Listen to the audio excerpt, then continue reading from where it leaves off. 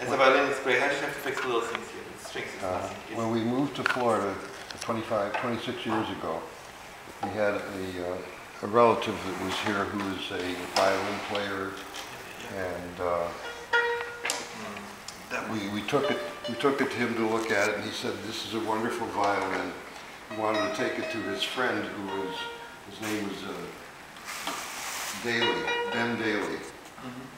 And Ben Daly did all of the instrument repair for the Miami Symphony Orchestra. And he was a very renowned specialist in...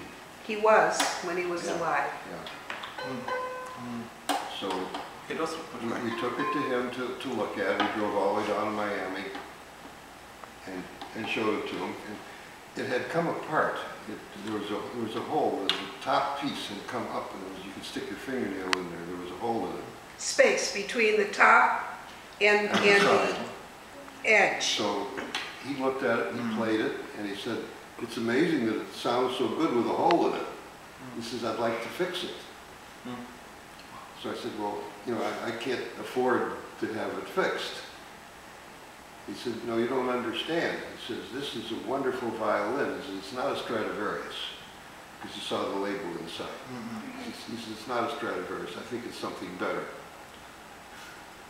So he said, "If you will allow me to fix it for you, I will fix it, and I won't charge you anything." I said, "Well, why would you do that?"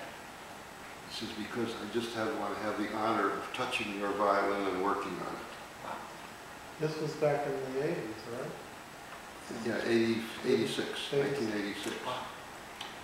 So we left it with him, and my cousin said, he's a good guy, it's okay. And about a month went by, and he didn't call. So I called him, I said, "Do you still have my violin, or did you sell it?" He said, "I still got it." He says, I'm just very nervous about opening it up." He says, "The only way to fix it is to take the top off. And I have to do that with a hot knife, a red hot knife, and do it all the way around, do it evenly, and I have to do it very carefully so I don't damage anything." So he says, "It's like a diamond cutter who cuts diamonds. That's what it's like." Wow. So he said, "When I feel strong enough to do it, I will do it." And he was in his 70s then. So about 3 weeks later he called, and he said, "I worked on it 3 weeks, took me 3 weeks to get the top off." Because he says, "You got to have a red hot knife, and you can only do like 1/8 of an inch at a time to melt the glue." Wow. And he took it off, and then he said, "You have to come down here, I have to talk to you." So I said, "Okay."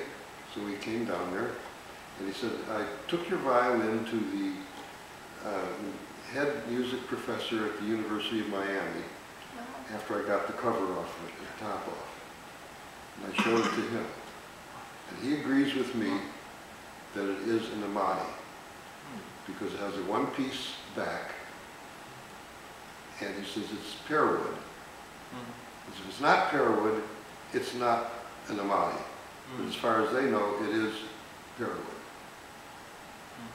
And then he showed me, we have video of it. Yeah, that's You right. still have it? Yeah, I have it.